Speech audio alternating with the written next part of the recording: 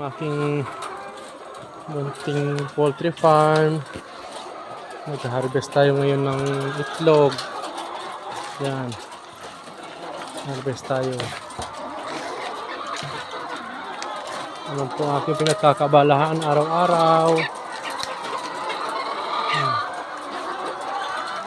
Marami silang itlog.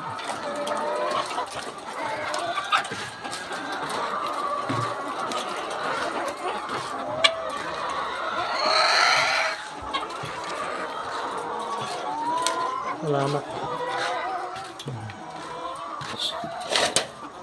Ay, ito nakalabas.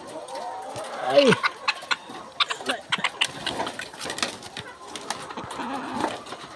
Pinipit ang paano ito pag nabayaan. Yan.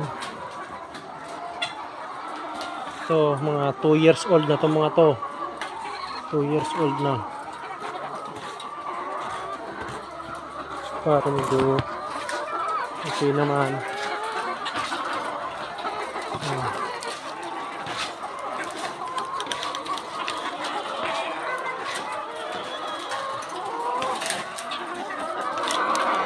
Ito, niwalay ko kasi may mga sipon. Ginagamot ko sila, pero ito nangingitlog na ulit. Ay, talaga na silang itlog. 3, 4. Ay, buti naman. Balik ko sila. Hindi sila nakaka-recover.